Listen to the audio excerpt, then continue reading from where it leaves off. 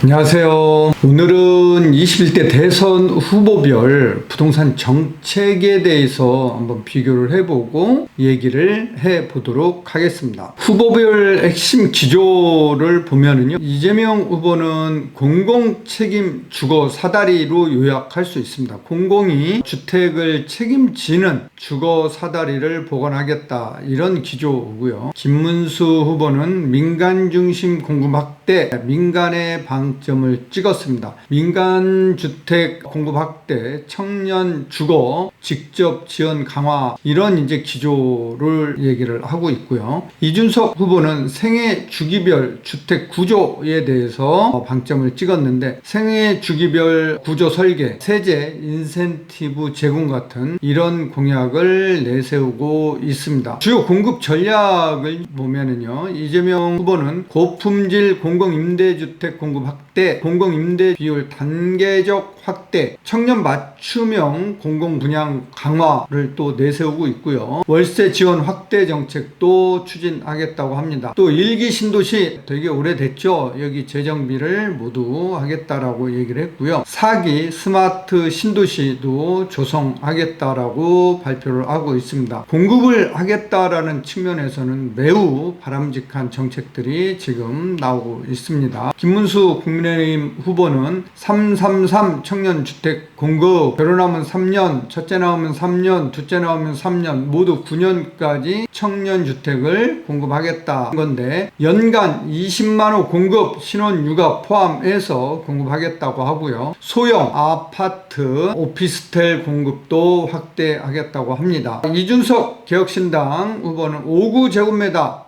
아파트 집중 공급을 하겠다. 소형에서 중형, 대형을 이주하는 구조로 생애 주기별 평형을 이동할 수 있게끔 구조를 짜서 만들겠다, 이런 정책을 발표하고 있네요. 이게 되면은 가격 안정에 도움이 상당히 될 겁니다. 일단은 공급에 방점을 찍었다는 것은 매우 시장 안정에 도움이 되는 그런 정책들로 보입니다. 재개발, 재건축 정책 비교를 또 후보별로 해보겠습니다. 이재명 더불어민주당 후보는요, 1기 신도시, 분당, 일산 등을 재정비하겠다. 이건 뭐 좋은 얘기죠. 이게 빨리 재정비가 돼야지만 어떻게 되나요? 서울로 집중되어 있는 주택 수요를 수도권으로 분산시킬 수 있는 거죠. 용인, 수원, 안산 재정비를 이 지역에도 또 추진하겠다. 매우 바람직한 그런 정책이죠. 또 서울 도심 용적률을 상향 조정하겠다. 용적률을 상향 조정하면은 그만큼 공사비 부담이 조합원들이 좀 줄어들겠죠. 조합원들한테는 상당히 긍정적인 그런 얘기가 되겠죠. 분담금 완화 정책 도입도 용적률하고 연관돼서 볼 필요는 있을 것 같고요. 재건축을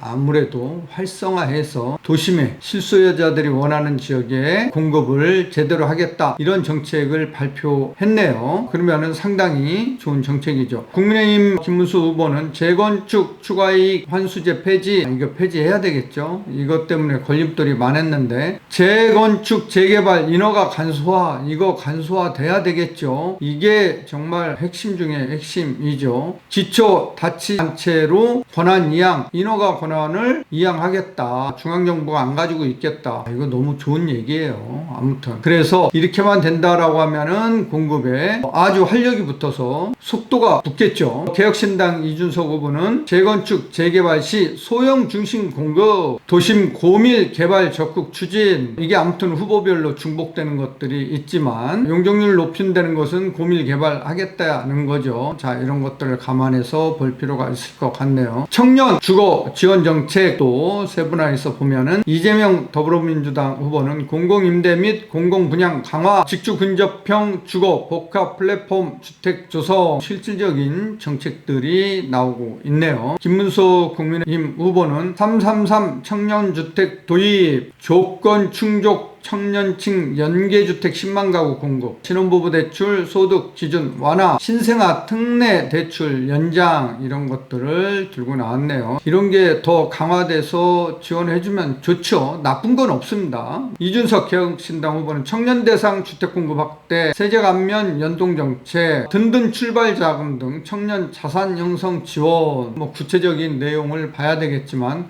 아무튼 이렇게 청년들한테 새 후보가 지원을 해준다고 하는데 이런 게 실현이 되면은 모두 좋습니다. 나쁠 건 하나도 없습니다. 세제 정책에 관해서 또 살펴보겠습니다. 이재명 후보는 고위공직자 부동산 주식거래 신고제 도입하겠다. 실수요자 중심 세제 개편 검토. 투자자들, 다주택자들은 실수요자가 아니기 때문에 세금을 강화할 수도 있겠다. 이런 얘기로도 또 반대로는 들릴 수 있습니다. 김문숙 후보는 종합부동산세 전면 개편, 양도소득 중과세 폐지, 재건축 초과이익 환수제 폐지, 비수도권 주택 취득세 면제, 한국형 화이트존 조입. 화이트존은 자막으로 설명을 드리겠습니다.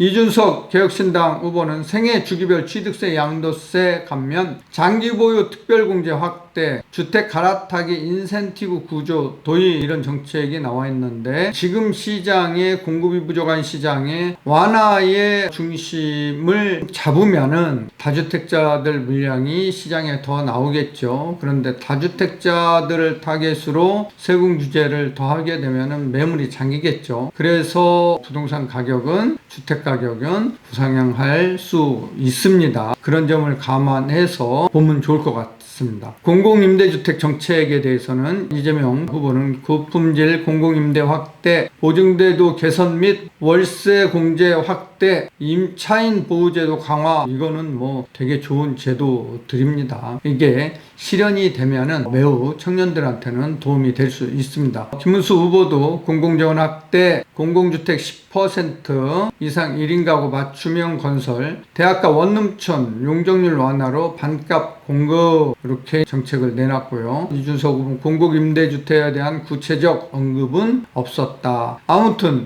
이재명, 김문수 후보가 공공지원 확대를 강화하겠다 이런 내용은 너무 좋은 내용들입니다. 교통입지 연계 정책을 보면은 이재명 후보는 GTX ASF 노선 추진, GTX 플러스 노선 검토 연장하겠다라는 거죠. 5대 광역철도망 구축 A, B, C, D, E, F 이런 노선만 되면은 사실은 서울에 집중하고 있는 주택 수요를 수도권으로 분산시킬 수 있는, 그래서 서울 집값을 안정시킬 수 있는 주요 정책으로 보입니다. 김문수 후보는 전국 급행철도망 구축, 전국보다는 사실은 수도권이 급해 보입니다. 30분 출퇴근 실현 목표, 광역교통망 확충, GTX로 볼 수 있는데 이런 게 빨리 돼야 되겠죠. 이준석 후보는 구체적인 언급은 없었다. 기타 부동산 정책으로는 이재명 더불어민주당 후보는 전세 사기 방지 보증제도 개선, 청년 복합 지원형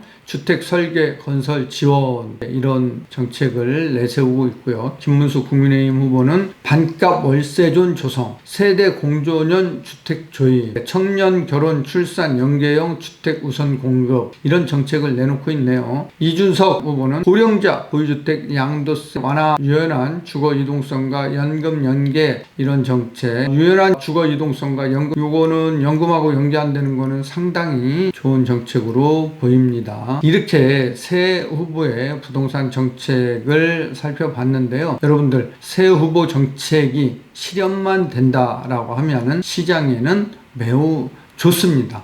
이게 공약으로 발표뿐만 아니라 또 대통령이 돼서 이러한 정책들을 구체적으로 실행해서 시장의 가격 안정, 또 무주택 실수요자들에게는 내 집 마련에 좋은 기회가 됐으면 좋겠습니다. 오늘 영상 여기에서 마무리하겠습니다. 내용이 좋았으면 구독, 좋아요, 알림 설정.